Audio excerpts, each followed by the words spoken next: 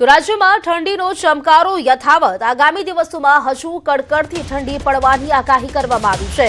વહેલી સવારે શાળાએ જતા વિદ્યાર્થીઓએ ઠંડીનો સામનો ન કરવો પડે તે માટે જિલ્લા શિક્ષણ અધિકારીએ સૂચના આપી છે। દરેક શાળા પોતાની રીતે નિર્ણય કરી સ્વેચ્છાએ શાળાના સમયમાં ફેરફાર કરી શકે છે। રાજ્યમાં ઠંડીનો ચમકારો યથાવત જોવા મળી રહ્યો છે। હાલ કડકડતી ઠંડીનો સામનો જોવા મળી રહ્યો છે તેને જોતા જે નિર્ણય કરવામાં આવ્યો છે કે જે રાજ્યની શાળાઓ છે તેઓ સ્વેચ્છાએ શાળાના સમયમાં ફેરફાર કરી શકે છે, કારણ કે આગામી સમયમાં વધુ ઠંડીનો અહેસાસ થઈ શકે છે। ડિસેમ્બરના અંતમાં હાડ થીજવતી ઠંડી પડશે તે પ્રકારની આગાહી છે અને તેને જોતા આ નિર્ણય છે તે કરવામાં આવ્યો છે।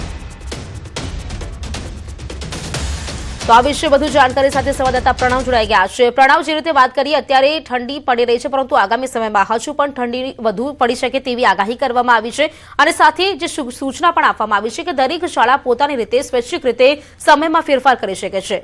પ્રણવ,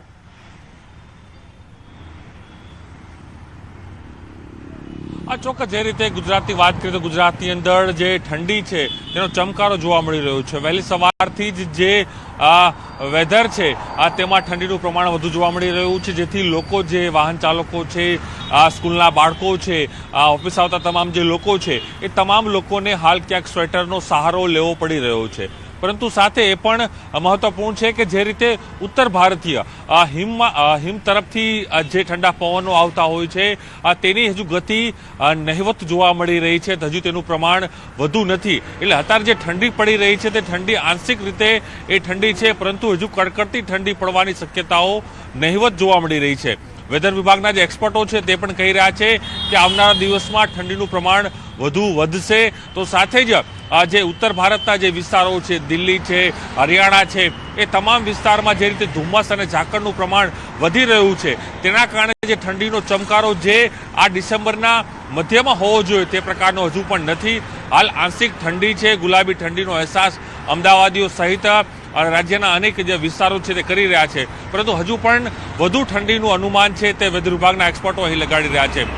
વેધર વિભાગના જે નિષ્ણાત છે અમરલાલ પટેલ, તેઓ પણ આગાહી કરી છે કે આવનારા સમયની અંદર ક્યાંક વચ્ચે એવો ગેપ આવશે કે જેમાં ઠંડીનું પ્રમાણ ઘટશે, પરંતુ ત્યારબાદ ફરી એકવાર ઠંડી છે તે તેનું જોર પકડશે અને ઠંડીનું પ્રમાણ વધશે। એટલે હાલ જે કહી શકાય કે અમદાવાદ સહિત આસપાસના જે વિસ્તારો, અમદાવાદ શહેર સહિત રાજકોટ, સુરત, વડોદરા, એ તમામ શહેરો છે, એ જિલ્લાઓ છે, તેની અંદર આંશિક ઠંડી જોવા મળી રહી છે। કદાચ લોકોને જે સ્વેટર છે તે પહેરવાની ફરજ પડી રહી છે, કારણ કે જે પ્રકારની ઠંડી પડી રહી છે, પરંતુ વેધરમાં ચેન્જીસ આવી રહ્યા છે। જે રીતે વેધરમાં બદલાવ જોવા મળી રહ્યા છે, ખાસ કરીને જમ્મુ કાશ્મીર હોય, જે ઉત્તર ભારતના જે પ્રદેશો છે, જે હિમાલય છે, હિમાલય તરફથી ઠંડા પવનો છે તે આવતા હોય છે। જી પ્રણવ, જેમ આપે જણાવ્યું કે અત્યારે જે ઠંડીનો અહેસાસ અત્યારે લગભગ કહી શકાય જે પ્રકારે અહેસાસ થવો જોઈએ તે નથી થઈ રહ્યો, ત્યારે હવે આગામી સમયમાં રાજ્યવાસીઓને ક્યારે કડકડતી ઠંડીનો અનુભવ થઈ શકે છે, કારણ કે આગાહી શું કહી રહી છે આ મામલે?